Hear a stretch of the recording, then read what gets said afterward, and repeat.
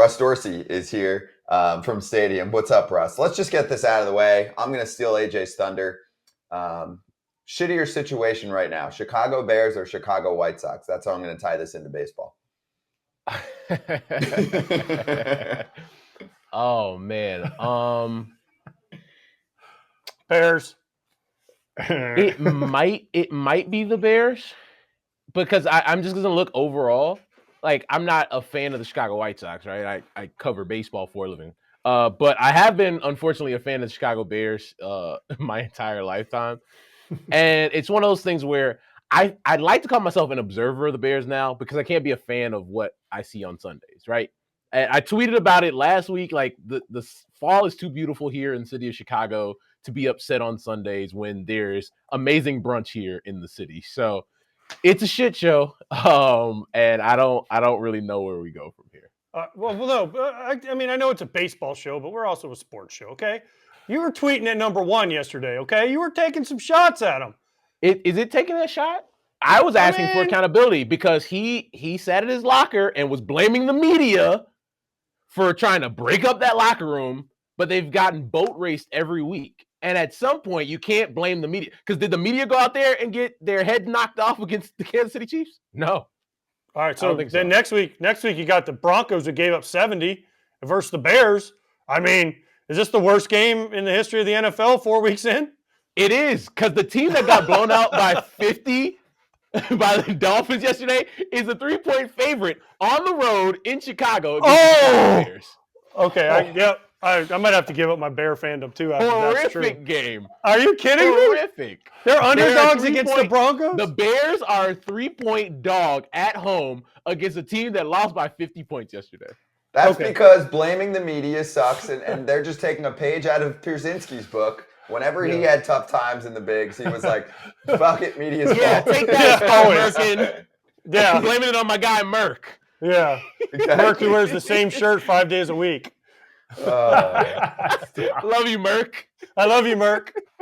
Okay, Russ. So, baseball-wise, were you more surprised that the Rangers swept the Mariners or that the Astros cannot handle the Royals? That the Astros couldn't do anything with the Royals. Like, that Mariners series, it's one of those where you're like, okay, the Rangers are limping into the postseason.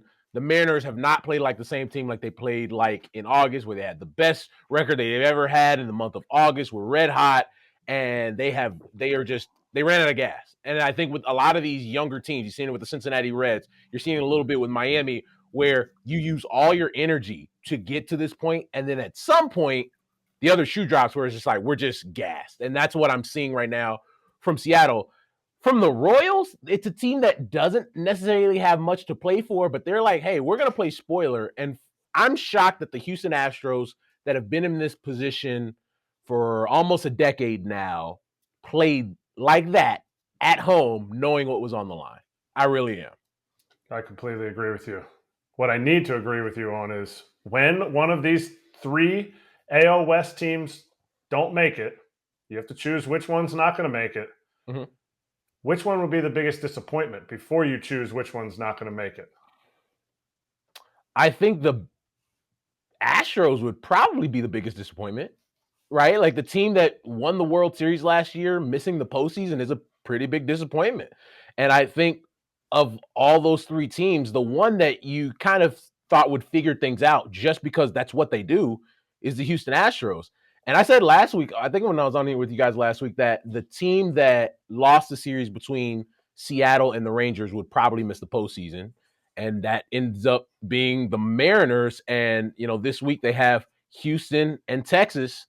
And I think the Mariners are going to be the odd team out.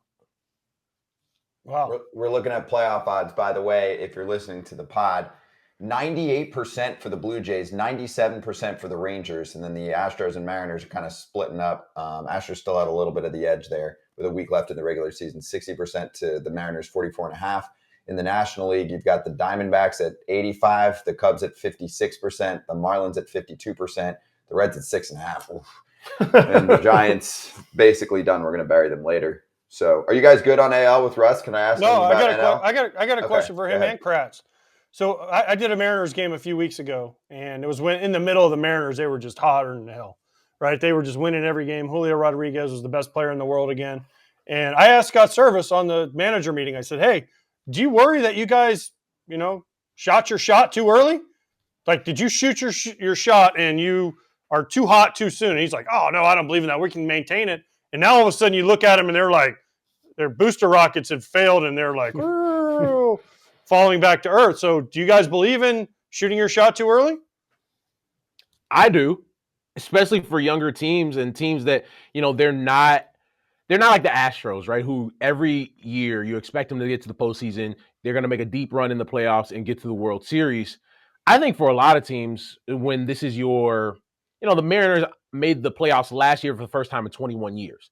And this time it's still fresh. Like, this is something that's still new to them. 2 years ago, they missed out on the postseason in the last week of the season, just like that was going to happen this week. And so it's not like they're used to going to the playoffs. It's not like they're used to these moments. And there's a lot of pressure that builds in September, right? August is still August. You play the best baseball that you've played all year long. Cool. Julio looks like Julio. Cool. But at some point, those games in September mean a little bit more. And they had a ton of games this month against their division, and it has not gone the same. And now you lose one or two of those games, you get swept by the Rangers, and now all that pressure's on. And what's ahead of you because you still have 2 more series against Houston and the Rangers this week. And if you don't win those series, you're going to be out. And you're going to start looking around like, man, like, did we wait too long to really make our move? And once we made our move, did we use all that energy? So I think it's true. I don't know that you use any more energy or not. I don't know that like shooting your shot is too early, too late. I think you just start playing into the team that you're supposed to be. You're never going to overachieve. You can't overachieve. You can't play better than what you really are. To me, you're just not playing up to your standard. So I don't know. I don't think so. I think they are definitely they got a tough uphill climb to get in here the last week, but I don't know. I don't think so. I would be on the line of what Scott Service said, but I also would look back and say what Russ said. Whoa, like they were going through an easy stretch of the season. The schedule was easy, and then they started hitting their divisional opponents. So maybe they're not as good as they thought they were in that run. But Kratzy, here's my thing. You've been on teams, right? When you fall behind early, you have to use extra energy to get back to where you think you're supposed to be at the beginning. And then you get there and you're like, oh, okay, we got there. And then all of a sudden you're not there anymore. So that's why I think like this, it's like when you watch a basketball game and their team's 20 points down and they make a run and they get within like 2 points. And then all of a sudden the other team's like, okay, now we're going to play again. And the other team has used all their energy to get back to the game almost even. And if they can never get over that hump and get a little bit of a lead, the other team just like, okay, shoe fly, we're going to go back. I mean, I don't know. I just think there's more to it than people want to admit. And I think for like those veteran teams, that's why you go out and you get guys who've been in the postseason. That's why you go out and get guys who've been in the World Series before and know how to be consistent from April to the end of September, because there's a lot of this that happens throughout a season. And it's the teams that can kind of stay consistent in that, never get too high, never get too low, that usually end up being fine, when it's all said and done. Now, you have your exceptions, but I think for a team like Seattle, where, look, they made it to the postseason last year. Hooray. Everybody in Seattle's happy. I have friends who were Mariners fans that were hyped that they made it to the postseason. But then this year, after their run in August, where money's on the table in September, right? You have it right in front of you. Everybody, we've been talking about it for the better part of a month. Those series against the Rangers, series against Houston, in that last weekend of the season, where you're going to have the teams that are in front of you, or at that point, they were behind you because you had jumped ahead of them. Those teams you're going to play them head to head. Who's going to show up? And it's been those teams with veteran experience. A team like Texas that has Corey Seager that's been in the World Series before. Team like Houston that has been in the World Series so much over the last decade. It's those teams that kind of rose to the occasion when they needed to. But if you talk about teams that are going to do the best in the postseason, wouldn't you think if the AL West would get together and say, okay, we need somebody from the AL West to make it to the World Series, which team do we want going there based on how we can set up our rotation, roster, all that stuff.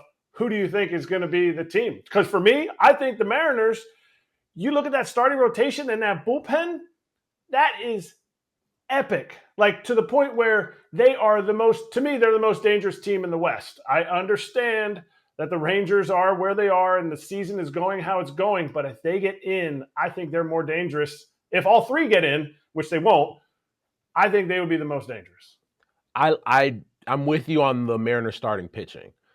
Unfortunately, when I look at the Rangers lineup and what they're able to do with like Corey Seager, I'm gonna tell you what, man. Like I know Shohei's gonna win the AL MVP, but Corey Seager deserves a lot of credit for the season that he's having down there in Texas, and he has been everything that you want your $325 million player to be. Just quietly going out there every night, has a homer, 100 ribs, 30 homers, and has really just carried that lineup. With Marcus Semien there at the top. And Houston, there's something with Houston right now where maybe it's because you have those deep runs every year in and year out, where they just don't look like the same team. Like the version of Framber Valdez that we've seen as of late is not the Framber Valdez that is a top 5 starter in Major League Baseball. And if you can't rely on your ace when you get to this point in the season, you're going to have some issues. But with the Rangers, like that bullpen, you guys know you need a really good bullpen in October, and they do not have that. So now you're relying on scoring 6-7 runs a game to try to win in the postseason, and that's tough. Hey, let me ask you about the National League for a moment. So the Charlie Morton injury, in my mind, kind of sneaks under the radar for Atlanta this year. And also, because we haven't done it yet on this show, congrats to Ronald Acuna Jr., 40-40 Club. Or eventually, 40-70 Club? 40-70 eventually. Maybe this week. Yeah. So that was cool, the homer off Patrick Corbin the other day. But Charlie Morton hits the IL. It's a sprained right index finger. Earliest you'll see him back is the NLCS. We're not getting guarantees about Max Fried yet either. You have to see how the blister heals, which can be tricky. It's always a topic that pops up in baseball with a few pitchers per year. And for Morton, again, a solid season, Russ. Mid-3s ERA. Strikeout numbers are still excellent for him. Last year, they dealt with this in their rotation. Strider was coming back from the oblique. Remember, eventually Philly blitzed him in that postseason game. Fried had the stomach bug. So now you're going to start to turn your attention to, of course, Strider's going to be the horse and lead the way. Bryce Elder, who hasn't been as good in the second half. Kyle Wright coming back from an injury. My point is, I think Atlanta has suddenly turned from the perfect team to the powerhouse in baseball that has flaws.